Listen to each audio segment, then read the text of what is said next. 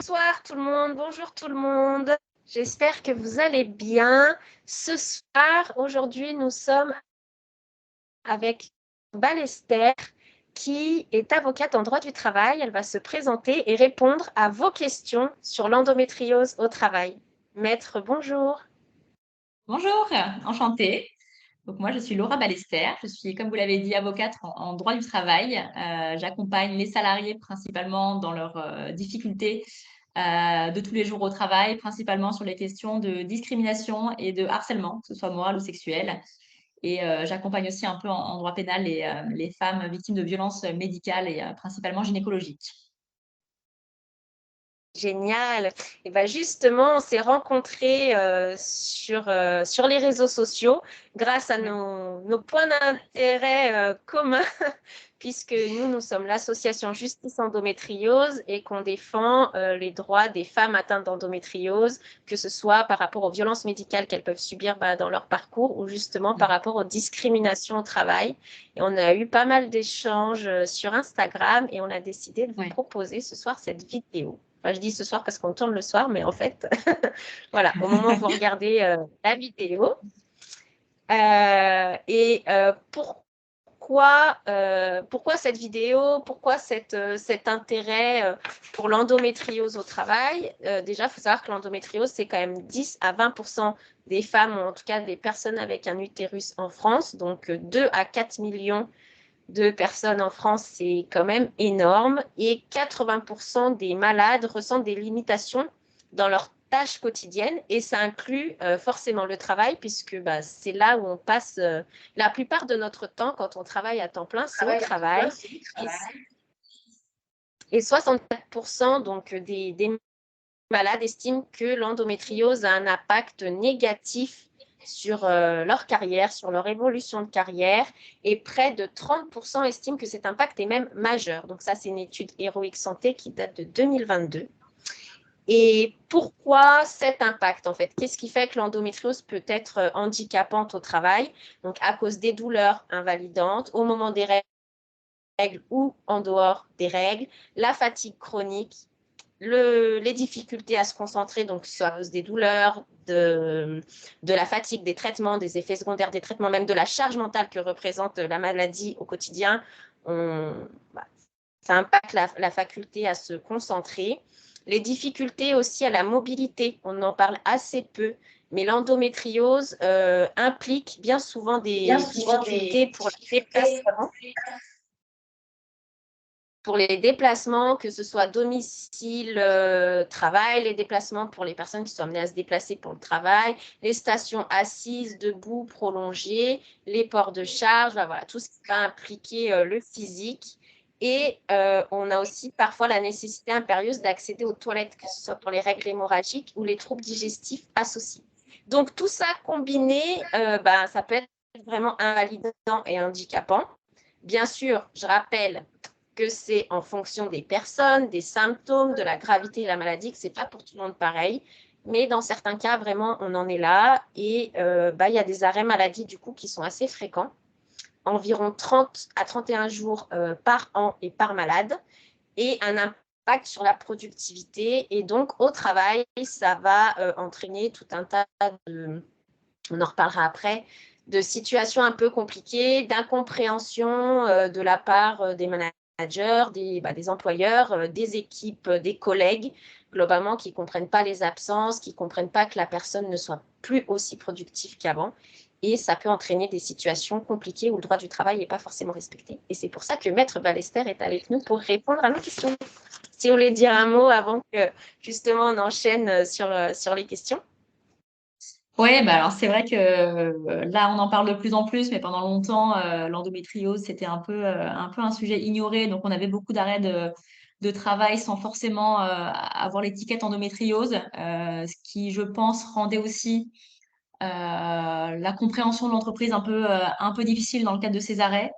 La discrimination, bon, elle est évidemment en général plus large, hein, s'agissant des femmes, c'est pas uniquement le cas de l'endométriose, mais l'endométriose, maintenant qu'on arrive à mettre un mot dessus, on se rend compte que ça reste une cause de discrimination assez importante, notamment, comme vous le disiez, sur le cas des arrêts de travail. On en parlera un peu plus tard, mais on ne peut pas licencier quelqu'un parce qu'elle est en arrêt de travail. Donc, on va souvent avoir des situations de harcèlement moral qui vont se mettre en place pour pousser à la démission, des rétrogradations pour pouvoir un peu s'accommoder des absences de la salariée qui finissent souvent à terme par démissionner ou demander une rupture co. Et c'est là qu'on a un principal problème en droit du travail. Ouais. Exactement. Et justement, parmi les questions que vous pouvez recevoir à votre cabinet ou que nous on reçoit en tant qu'association, finalement, c'est souvent la même chose qui revient et qui tourne un petit peu autour de ce que vous avez dit. Donc, dans les questions que là, on a reçues pour préparer cette vidéo, on a par exemple, je suis en arrêt, c'est déjà hyper compliqué pour moi, donc physiquement et moralement, hein, forcément, et mon employeur menace de me licencier. Que faire? Quels sont mes droits? Alors, ça dépend d'abord de la cause de votre arrêt. Si votre arrêt est vraiment exclusivement lié à la pathologie et que votre employeur souhaite vous licencier pour absence prolongée, vraiment parce que vous êtes régulièrement absente, il peut le faire, mais il doit être en mesure de démontrer que votre absence perturbe le bon fonctionnement de l'entreprise et qu'elle rend nécessaire votre remplacement définitif. Donc, ce n'est pas forcément facile pour un employeur de licencier sur cette base. Donc, vous avez des moyens de vous défendre. D'abord, il faut en général que l'absence soit longue, c'est-à-dire qu'elle l'excède. Alors, il n'y a pas de critères fixes, mais en principe, il faut une absence d'au moins 6 mois, ou en tout cas qui s'étale sur 6 mois avec aucun retour à court terme prévu. Par ailleurs, si vous êtes dans une grosse entreprise ou alors vous n'occupez pas de poste forcément à responsabilité, il sera plus difficile pour votre employeur de vous licencier sur cette base parce qu'il aura plus de difficultés à prouver que votre absence dans une grosse entreprise ou sur un poste pas à responsabilité perturbe toute l'entreprise dans son fonctionnement. Il faut également faire attention parce que la convention collective qui s'applique dans votre entreprise peut prévoir ce qu'on appelle des garanties d'emploi. Donc, une garantie d'emploi, c'est une période qui va être vraiment stipulée dans votre convention collective et qui prévoit que pendant X temps, vous ne pouvez pas être licencié, quand bien même votre absence perturbe l'entreprise. Donc, ça, il faut bien le vérifier. Par ailleurs, on parlait des arrêts liés à l'endométriose, mais si votre arrêt n'est pas seulement lié à l'endométriose, mais par exemple, je le disais tout à l'heure, au harcèlement de votre employeur qui refuse par exemple d'adapter vos conditions de travail à la maladie, dans ce cas-là, votre employeur n'est pas en droit de vous licencier. Hein. S'il le fait, c'est de la discrimination ou en tout cas un licenciement lié à des faits de harcèlement moral. Et dans ce cas-là, il faudra attaquer la décision au Conseil de prud'homme et demander la nullité du licenciement. D'accord. Ah ouais, c'est très intéressant. Et je rebondis sur ce que vous venez de dire quand vous parlez du fait que les absences puissent perturber le fonctionnement. C'est le fonctionnement de l'entreprise ou si on est dans une entreprise qui a différents services, le fonctionnement du service. Ça va être les deux. Ça va être, en principe, ça va être au niveau du service qu'on va regarder ça. Mais le service appartient forcément à un gros groupe. Donc, on estime qu'un gros groupe, enfin, ou une entreprise, on estime que si c'est une grosse entreprise, elle aura les moyens de trouver des CDD, d'avoir quelqu'un, comme c'est des boîtes qui ont beaucoup de salariés, de remplacer la personne sur le poste pendant 2, 3, 4 mois. Donc, on va regarder vraiment au niveau principalement du service, mais ça peut être étudié au niveau de l'entreprise quand c'est vraiment une petite entité. Ouais, une petite structure. Ouais, Effectivement, c'est peut-être différent quand c'est une petite structure et une grosse structure qui a plus de moyens. c'est ça. Alors là, c'est un employeur qui menaçait de licencier. On a aussi une autre question qui est presque la même chose. Je suis en arrêt maladie. Mon employeur me demande de démissionner. Est-ce normal? Je ne sais pas comment réagir. Oui, alors ça arrive souvent. Non, on ne démissionne pas et il n'a pas le droit de vous demander de démissionner. Hein. La démission, le propre de la démission, c'est que ce soit une décision unilatérale du salarié. Donc, il n'y a pas de pression à la démission, ça n'est pas possible. Donc, un employeur qui met la pression sur son salarié pour le faire démissionner, c'est du harcèlement moral. Hein. C'est reconnu par la jurisprudence. Donc, le premier réflexe à avoir dans ce cas, c'est de faire un écrit. Vous faites un écrit à votre employeur dans lequel vous résumez l'échange que vous avez eu avec lui et vous mettez noir sur blanc dans cet écrit le fait qu'il vous a demandé de démissionner, que vous ne pouvez pas accepter cette demande de démission de sa part et par ailleurs, vous rajoutez que cette proposition, cette demande vous a profondément affecté. Ça, ce sera une pièce hyper importante dans le dossier si jamais il devait y avoir un litige. Pour la suite, quand on est dans ce genre de relation un peu tendue avec son employeur, le réflexe à avoir, c'est qu'on fait des écrits systématiquement. C'est-à-dire quand c'est un échange oral, qu'on n'a pas moyen de faire un écrit tout de suite, on enregistre. L'enregistrement est encore débattu en droit du travail, mais c'est un bon réflexe à avoir dans tous les cas. Ensuite, on fait systématiquement un écrit après chaque entretien, après chaque réunion, pour résumer ce qui s'est passé, pour laisser une trace écrite. C'est-à-dire un mail, quand vous parlez un écrit, un mail à l'employeur, au manager, ça suffit? Ouais, dans l'idéal, on fait un mail à la personne avec qui on a échangé pour redire un peu ce qui s'est passé. Ça va les pousser à se comporter même plus correctement, y compris à l'oral, parce qu'ils savent que derrière, vous faites un écrit. Parfois, c'est un peu compliqué de faire un écrit à son employeur. Il y a des relations un peu tendues, des relations aussi un peu d'emprise qui font qu'on n'ose pas faire cet écrit après. Dans ce cas-là, au mieux, disons au pire plutôt, on fait un écrit, sinon à ses proches ou à ses collègues, un texto, un SMS, n'importe quoi, pour expliquer un peu ce qui s'est passé au moment où ça s'est passé, en disant: «Voilà, je suis hyper affectée, il m'a demandé de démissionner, je ne sais pas comment réagir» et cetera. Ça restera une preuve. Si jamais ça va au prud'homme, ça restera une preuve que ça s'est passé. D'accord. Et effectivement, je rebondis pour celles qui veulent nous écrire pour voilà, nous faire part de leur situation. Nos réseaux sociaux et nos mails sont ouverts pour ça. Et le fait déjà de faire part à l'employeur qu'on connaît ses droits, ne serait-ce que par un écrit ou même par la posture qu'on va avoir à l'oral, c'est hyper important. C'est un peu comme avec les médecins.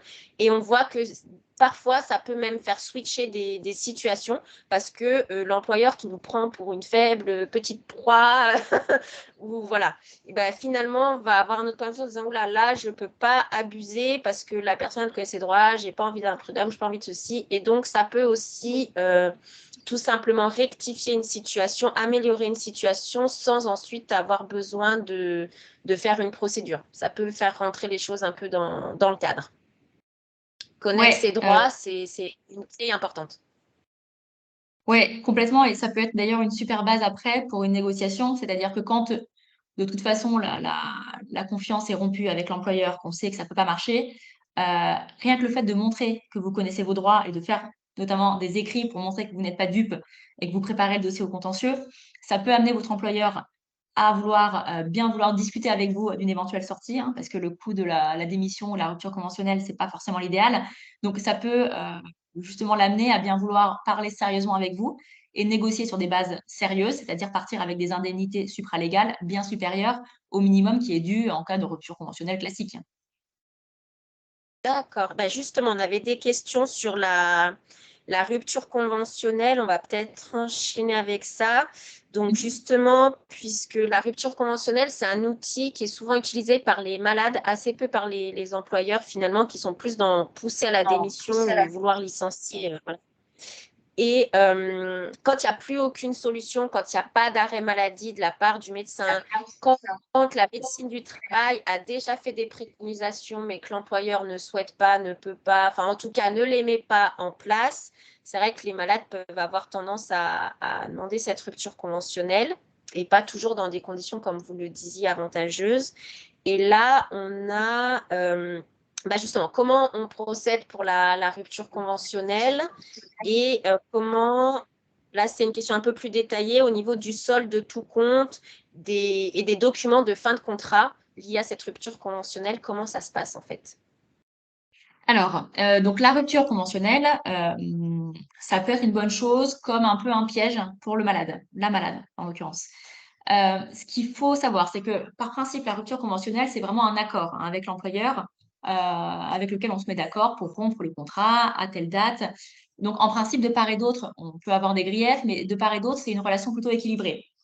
Quand on est, une salariée qui est atteinte d'endométriose, heu, pour qui le médecin du travail a fait des recommandations qui n'ont pas été entendues, par l'employeur, qui a possiblement après, je parle de l'employeur, qui a possiblement après mis en œuvre des manœuvres qui ressemblent à du harcèlement moral, qui va rétrograder la salariée, qui va vraiment la pousser à bout pour qu'elle accepte une rupture conventionnelle. Dans ce cas-là, on n'est plus dans une relation équilibrée, qui justifie une rupture conventionnelle avec le minimum finalement. Parce que la rupture conventionnelle, vous repartez sans indemnité de préavis, hein, vous repartez vraiment simplement avec le solde de tout compte, et votre indemnité de licenciement. Hem, on a cette décision, on en avait parlé, d'ailleurs, ensemble il y a quelque temps, du 1er mars 2023 de la Cour de cassation qui rappelle qu'une rupture conventionnelle qui est signée à la suite d'une situation de harcèlement moral, c'est une rupture conventionnelle qui peut être annulée, hein. Elle n'est pas valable. Donc ça peut être une solution pour revenir un peu sur ce qu'on a signé un peu parfois à la va-vite pour se sortir d'une situation, compliquée. En soi, l'idéal, quand on négocie une rupture conventionnelle avec son employeur qui a des torts dans l'histoire, c'est de négocier ce qu'on appelle une indemnité supralégale. C'est d'expliquer à votre employeur, en fait, là, ce que vous faites, c'est de la discrimination, c'est du harcèlement moral. Si je vais au contentieux, le minimum forfaitaire auquel j'ai droit, si on reconnaît le harcèlement moral ou la discrimination, c'est 6 mois de salaire. Donc moi, je ne pars pas en rupture conventionnelle avec mon indemnité légale de licenciement et mon solde de tout compte. Je veux plus. Et ça, vous êtes en droit de le demander.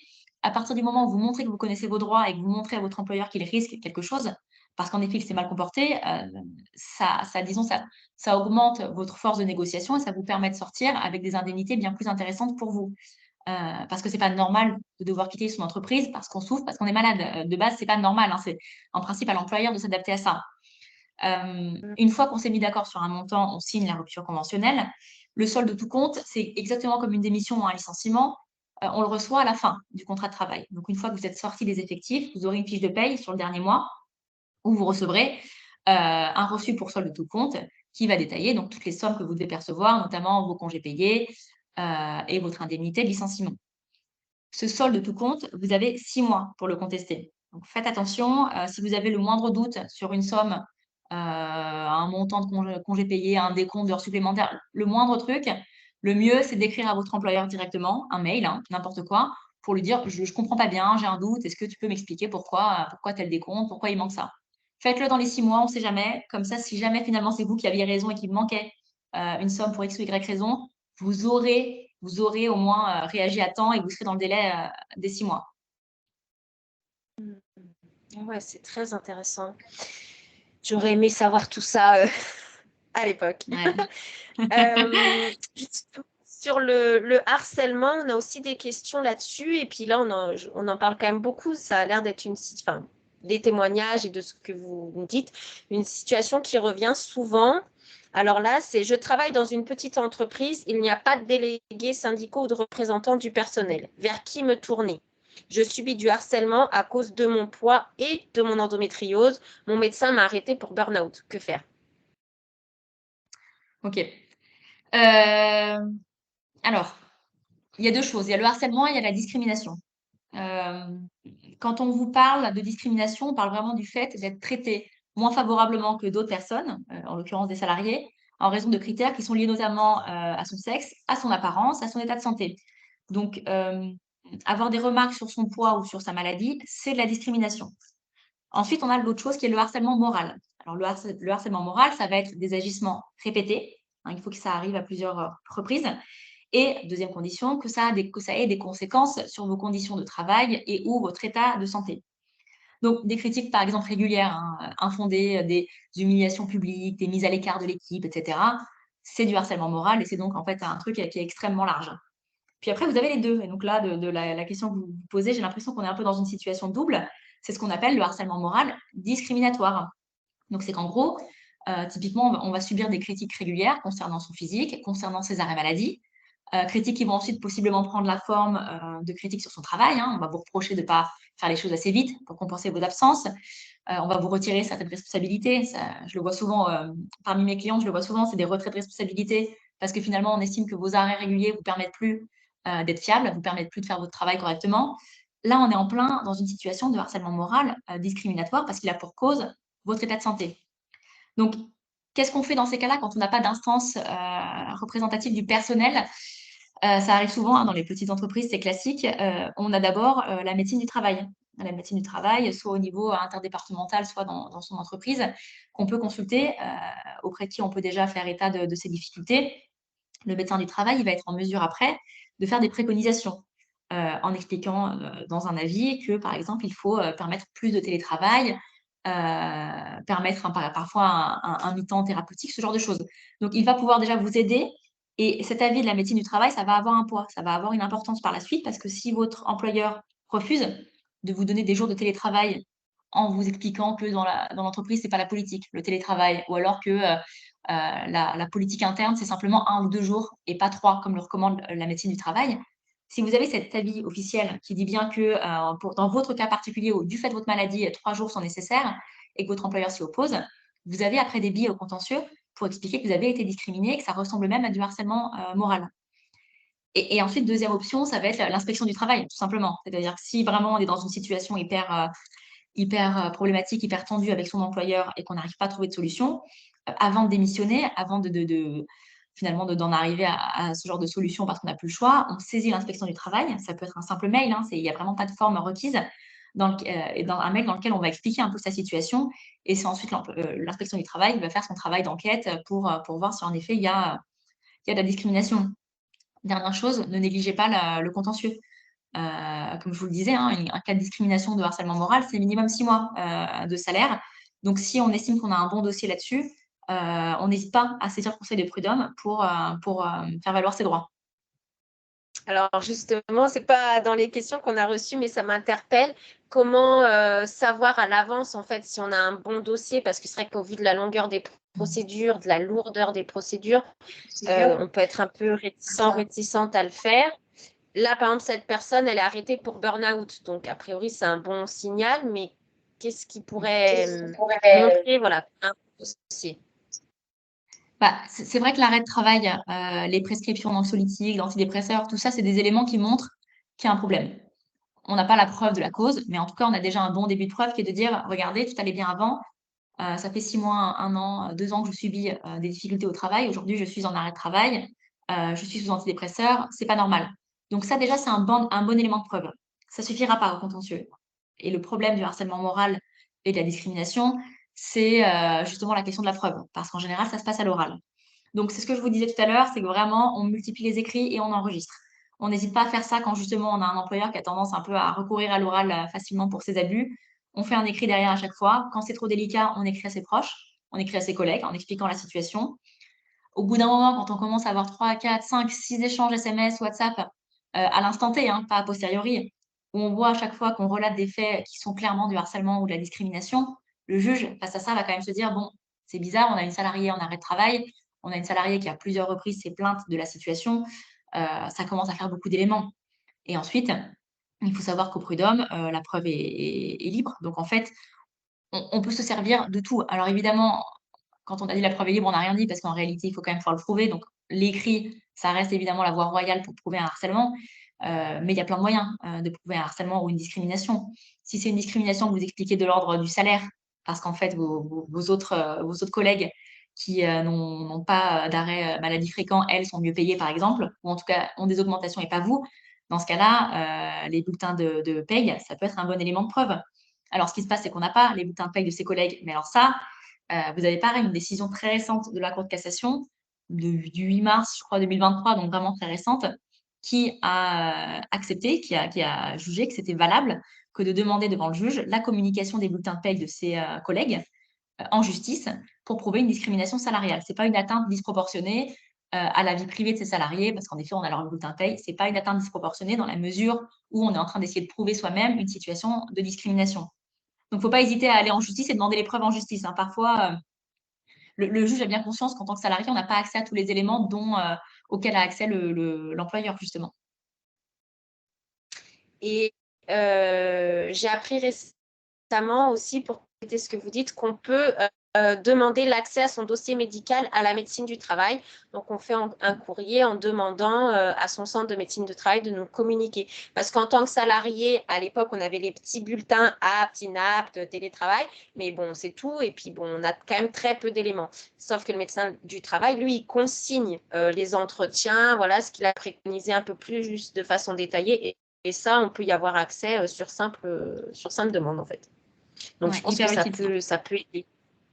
Ouais. Et l'enregistrement, alors ça, on pourrait y avoir recours sans que ça se retourne contre nous. Oui, il y a une décision de la Cour de cassation bon, qui commence un peu à dater, mais qui est quand même assez récente, qui avait jugé que c'était admissible. La question, c'est D'accord. de savoir est-ce que c'est une atteinte disproportionnée à la vie privée de la personne qu'on enregistre. Moi, je considère que non, et je pense qu'on a de très bons éléments pour faire valoir que non. Il y a peu de contentieux là-dessus. Donc, on n'a pas encore beaucoup de décisions qui nous disent que c'est valide. Mais quand on se pose simplement sur les règles de droit de base, les enregistrements sont interdits dans le cadre privé, quand ça porte atteinte à la vie privée, évidemment, d'une personne et qu'après on la publie sur les réseaux. Un enregistrement d'abord qu'on fait à titre personnel, simplement pour pouvoir prendre des notes, par la suite on utilise qu'en justice, pour moi, on n'a pas d'atteinte disproportionnée à la vie privée, a fortiori quand ce n'est pas dans le domaine privé, mais dans le domaine professionnel. Donc vraiment, je pense que le réflexe, c'est de faire l'enregistrement. Tant pis, au pire, le juge écartera la pièce des débats et dira j'écoute pas l'enregistrement, mais c'est tout, hein, il n'y a pas d'autre risque à partir du moment où on ne publie pas ça sur les réseaux, il n'y a pas d'autre risque que de voir finalement la pièce écartée par le juge. D'accord, ouais, donc ça peut valoir le coup de le faire. Ouais. Euh, alors ensuite, on a des questions. Merci beaucoup pour tous ces détails. C'est vraiment intéressant. Ouais. Des questions plus sur le handicap et la reconnaissance du handicap. Donc, suis-je obligée de parler de ma reconnaissance travailleur handicapé lors d'un entretien de... Non, non, non, vous Euh, n'avez aucune obligation. Ah, pardon, ça a coupé. Oui, allez-y. Par rapport à la reconnaissance travailleur Ouais. handicapé, le fait d'en parler en fait au recrutement ou même ensuite au travail. Ouais, alors non, vous n'avez aucune obligation de révéler à votre employeur votre qualité de travailleur handicapé, ni lors de l'embauche, ni dans le cadre de l'exécution du contrat de travail. Donc finalement, si vous veniez à terme à faire valoir vos droits de travailleur ou travailleuse handicapée, vous ne pouvez pas être sanctionné, jamais, parce que vous n'en avez pas parlé à l'embauche. C'est votre droit. La seule chose qu'on peut vous demander lors d'un entretien d'embauche, c'est des éléments strictement en lien avec vos compétences et avec le poste. Donc typiquement, voilà, votre expérience passée, ce genre de choses. On ne peut pas aller vous demander notamment vos bulletins scolaires du lycée. On ne peut pas vous demander votre… ça va être d'ailleurs validé par… mise en place par l'Union européenne bientôt. On ne pourra pas vous demander vos anciens salaires, etc. On ne peut que vous demander des choses en lien avec le poste. Donc la maladie, ça n'en fait pas partie. D'accord. Même quand il y a un besoin d'adaptation, est-ce qu'il faut en parler à l'embauche ou attendre la période d'essai, d'avoir confirmé sa période d'essai? Parce que j'ai eu un retour récemment, voilà, d'une maladie. Je disais, bah, j'ai pas encore tout à fait fini ma période d'essai, ça me paraît plus honnête de leur en parler, mais en même temps, j'ai peur qu'on mette fin à ma période d'essai à cause de ça et j'ai vraiment besoin de ce travail, qu'est-ce que je fais, quoi? C'est un risque. Malheureusement, c'est un risque. Si on en parle à l'embauche, on sait que potentiellement, on ne sera pas embauché et on n'aura aucune preuve que c'est lié à ça. Donc, si vous avez le moindre doute par rapport à ça, pas la peine d'en parler. Évidemment, ça dépend du handicap, hein. Si c'est un handicap visible, si c'est un handicap vraiment qui fait que dès le premier jour, vous allez avoir besoin de cette adaptation, il vaut mieux le dire. Il faut savoir que quand on est reconnu travailleur handicapé, il y a des obligations d'emploi pour les entreprises. Donc, ça peut être aussi, entre guillemets, un argument, c'est-à-dire qu'il y a des entreprises qui vont avoir besoin de remplir leur quota et qui ne vont pas en faire un élément discriminant, mais au contraire, un élément qui va leur permettre d'éviter des sanctions. Donc, ce n'est pas forcément un élément problématique à l'embauche, mais ça peut l'être selon comment vous le sentez. Pas d'obligation d'en parler à l'embauche. En revanche, si au bout d'un moment, vous vous rendez compte que vous avez besoin d'adaptation de poste, vous pouvez tout à fait en cours de route expliquer à votre employeur, bah voilà, je pensais que ce n'était pas nécessaire, je pensais que j'arriverais à m'en sortir, mais en fait, c'est trop compliqué, je suis travailleuse handicapée, il faut adapter mon poste. On ne pourra pas vous le reprocher. Ok, waouh. Et dans ces cas-là, comment faire valoir son handicap? On passe par qui? Par la médecine du travail? Euh, pour la reconnaissance de travailleurs handicapés. Alors, c'est des démarches administratives, plutôt, qui se Oui. font auprès d'une commission.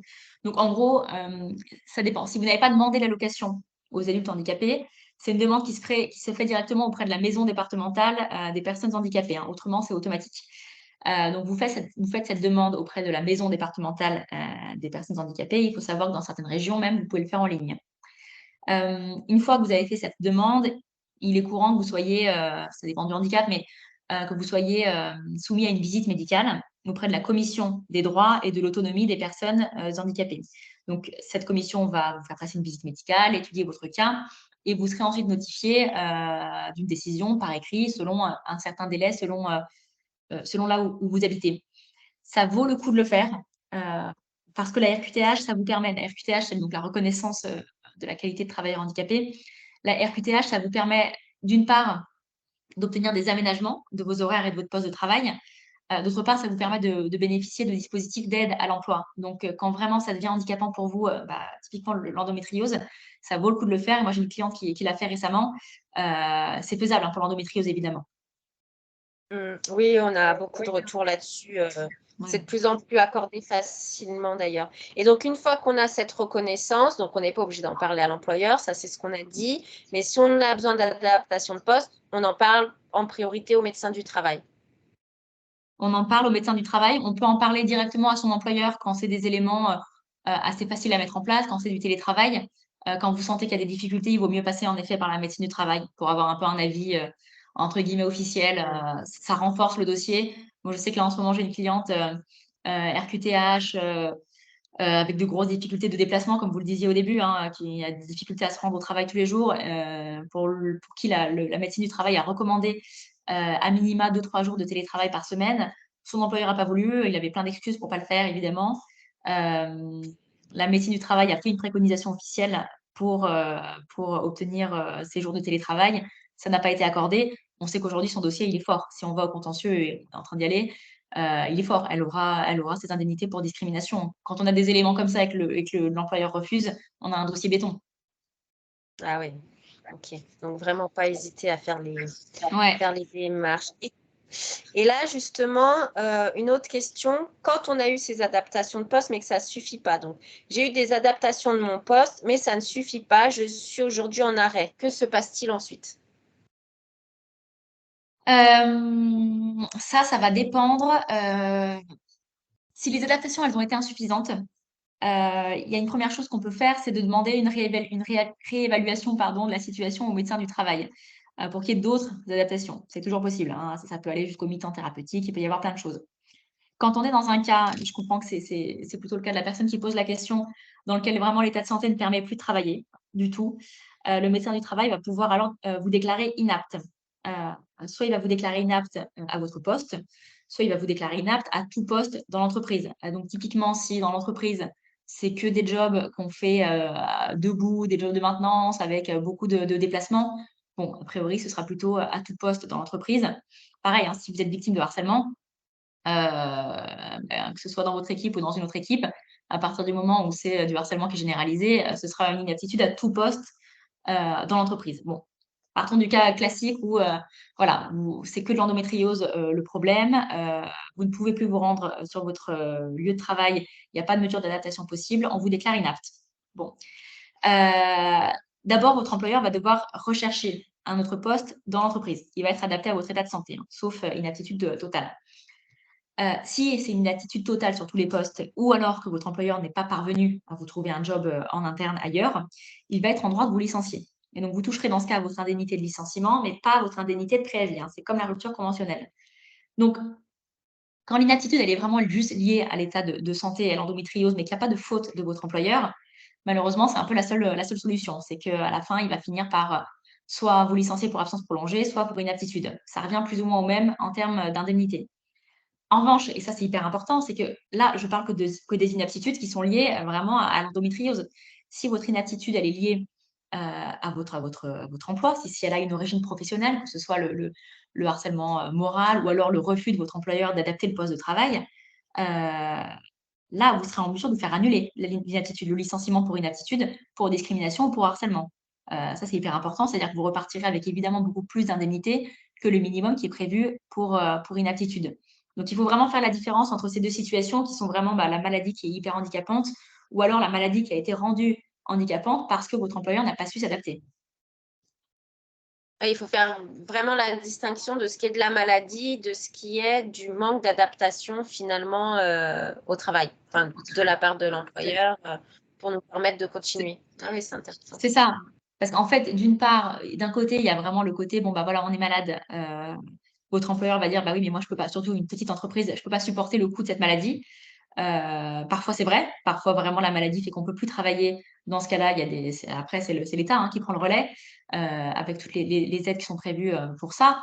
Il y a l'autre situation qui est de dire, là, par contre, c'est pas la maladie qui m'handicape, c'est vraiment votre traitement de ma maladie. Auquel cas, c'est ni à la société ni à la salariée de subir le coût de la faute de l'employeur. Là, c'est vraiment à l'employeur d'indemniser la salariée pour son harcèlement, pour sa discrimination. Donc, c'est vraiment deux situations qui sont différentes et il faut surtout pas céder ni à la panique, ni à la pression de l'employeur quand on sait qu'en réalité, on pourrait travailler avec des bonnes conditions de travail, hein. Le but, c'est justement que la société finisse par s'adapter à ce que vous disiez, être une maladie qui touche quand même énormément de femmes en France et dans le monde. Ouais, passionnant. Ouais. Je pense que vraiment, ça va aider beaucoup, beaucoup de personnes parce que on se doute pas finalement qu'il y a toutes ces possibilités et on cède finalement assez vite à la panique, la pression, la charge mentale et émotionnelle que ça peut représenter, ouais. Et comme vous le dites, il faut bien différencier de ce qui est du manque d'adaptation de l'entreprise par rapport au travail, de ce qui est de la maladie. C'est un peu comme avec le parcours médical et les violences gynécologiques. C'est qu'est-ce qui est de l'endométriose et qu'est-ce qui est une violence, une séquelle, un parcours chaotique et qu'est-ce qui impacte quoi. Et ça, c'est vrai que c'est une de nos missions d'arriver à bien mettre en avant que c'est des choses différentes. Ok, super. Est-ce qu'on avait d'autres questions? Ah oui, sur le préjudice professionnel, justement. Oui. Qu'est-ce qu'un préjudice professionnel? Parce que c'est quelque chose qu'on peut, voilà, un terme dont on peut entendre parler, mais on ne sait pas forcément ce que c'est. Et ça revient sur ça. Comment le distinguer de la maladie et de ce qui est professionnel? Et là, j'avais aussi une question. J'ai de très grosses séquelles depuis une intervention. Je galère pour continuer à travailler comme avant. Est-ce que du coup, ça en devient un préjudice professionnel ou pas? C'est toujours la même question, c'est de savoir quelle est la cause. Est-ce que c'est une mauvaise adaptation? Est-ce que c'est une erreur médicale aussi, parfois, hein, ça arrive? Ou est-ce que c'est vraiment la maladie qui est devenue trop handicapante? Le préjudice d'abord, le préjudice professionnel, principalement, ça va être la perte ou la diminution de revenus actuels, hein, et futurs à la suite d'une incapacité temporaire ou permanente de travail à la suite d'un dommage. Donc, ça peut être la maladie, ça peut être aussi une erreur médicale, hein. Il y a après tout ce qu'on appelle les incidences périphériques. Donc, c'est pas simplement la perte de revenus, le préjudice professionnel. Ça peut être une limitation dans ses possibilités de reconversion professionnelle. Ça peut être une perte de droit à la retraite. Ça peut être une pénibilité accrue parce qu'on est obligé d'adapter son poste ou carrément de changer de job. Dans ce cas-là, ça peut aussi être un intérêt moindre dans son nouvel emploi qu'on a été contraint d'accepter parce qu'on ne pouvait plus exercer son précédent emploi. Donc, c'est assez large, finalement, le préjudice professionnel. Ça recouvre plein de réalités. Et il faut évidemment savoir quelle est la cause de ce préjudice, hein. En droit français, c'est toujours pareil. On a la faute, on a le lien de causalité et après, on a le préjudice. Donc, une fois qu'on a le préjudice, bon, on le sait, on a, comme le disait la patiente, on galère à travailler. Quelle est la cause? On ne peut pas, en tant que patiente, déterminer seule la cause. Parfois, on le sait, mais on ne peut pas le démontrer. On n'est pas médecin, on n'a pas les éléments. Donc, c'est là que c'est important d'avoir recours à un expert. Mais un expert, c'est très cher. Donc, si vous pensez qu'il y a eu une faute, alors d'abord parlons d'erreur médicale. Si vous pensez que votre médecin, en tout cas votre prise en charge a été défaillante, on peut d'abord saisir une commission, hein, une commission de conciliation et d'indemnisation, CCI, en vue d'obtenir un règlement amiable de vos préjudices. Dans ce cadre-là, vous serez en mesure d'être examiné par un expert ou une experte de façon gratuite. Et cet expert va ensuite déterminer les causes précises du préjudice pour ensuite déterminer qui est responsable et est-ce qu'il y a eu éventuellement une erreur ou une faute. Si vous ne voulez pas de règlement amiable, si vous estimez qu'il y a eu une vraie erreur, une vraie faute de votre médecin, vous pouvez également attaquer indirectement, selon les cas, soit le médecin, soit l'hôpital, la clinique en justice. Et là, dans ce cas-là, c'est le juge qui va mandater un expert judiciaire pour déterminer la cause du préjudice et ensuite déterminer qui est responsable. Quand c'est votre employeur que vous estimez être responsable de votre mal-être, de l'aggravation de votre préjudice, c'est pareil, on peut l'attaquer directement en justice pour obtenir la réparation de son préjudice professionnel à partir du moment où on arrive à le démontrer. Donc ça c'est votre boulot, disons, en justice, que de démontrer qu'on a eu une perte de revenus, qu'on a eu des pertes d'opportunités, par exemple, liées à ça. Pour ce qui est de la cause médicale, ce sera toujours un expert qui va venir assister le juge, pas prendre la décision à sa place, attention, hein, l'assister, faire un rapport pour déterminer la cause médicale. Et ensuite, c'est le juge qui prend sa décision et qui condamne, hein, le médecin ou l'employeur si en effet il y a eu une faute ou une erreur. Ah oui, et qui permet réparation, donc c'est-à-dire indemnisation finalement. Exactement. C'est intéressant dans le cas de l'endométriose, dans le sens où on commence à savoir que le parcours est assez chaotique. Alors, pas forcément en termes d'erreur médicale, de technique, mais il y a quand même pas mal de violence. C'est assez lourd, chaotique. ça a une influence sur le travail, c'est ce qu'on a expliqué tout au long de la vidéo. Donc, c'est encore un peu difficile à prouver, mais on va y arriver. Et c'est vrai qu'on pourrait finalement obtenir plus d'indemnisation quand on ne peut plus travailler ou plus comme avant, comme vous disiez, pas sur les mêmes postes, avec les mêmes intérêts, les mêmes responsabilités. Ouais, c'est ça. L'argent, c'est le nerf de la guerre. Donc, en droit du travail, si on veut que les choses changent, il va falloir taper au porte-monnaie systématiquement. C'est ce que je vous disais, la rupture co qu'on accepte, alors même qu'on a été harcelé, qu'on a été discriminé, c'est plus possible. Alors parfois, évidemment, loin moi l'idée de juger, hein, quand on est vraiment en galère, quand on est, en situation de détresse, évidemment qu'on a envie de partir et la condition financière, elle intervient après. Mais donc ça vaut le coup après, comme on sait que c'est possiblement annulable, une rupture conventionnelle quand on a été discriminé ou harcelé, ça vaut le coup après derrière d'aller faire une action, de contacter l'employeur, de lui expliquer que ce qu'il a fait est pas normal et qu'il risque tant, s'il vous indemnise pas. À force de devoir payer systématiquement pour ce genre de cas, les choses vont changer parce que c'est comme ça que les choses changent en droit du travail. Et puis dans notre société, de façon générale, oui, Ouais. c'est comme ça que les choses changent. Alors, maître, merci beaucoup. Et si les personnes qui regardent cette vidéo ont besoin de vous contacter pour voilà, leur cas personnel, où est-ce qu'on peut vous retrouver, vous contacter? Alors, j'ai un compte Instagram. J'ai un compte Instagram si besoin. C'est Laura Ballester, avocate. Donc, on me trouve sur Instagram. Sinon, sur mon site internet, Adéona Avocate. On est deux cofondatrices et voilà, il y a toutes nos informations sur le site internet directement. Super, on remettra toutes les infos en partageant la vidéo. Et pour Justice Endométriose, c'est pareil. Vous pouvez nous retrouver sur nos réseaux sociaux, Justice Endo, notre site internet, justice-endométriose.org. Voilà. Bon, merci beaucoup. Encore une fois, Avec j'aurais plaisir. aimé avoir toutes ces informations à l'époque. Et c'est vraiment très enrichissant. Donc, merci à vous, maître. Avec plaisir, vraiment. Merci beaucoup.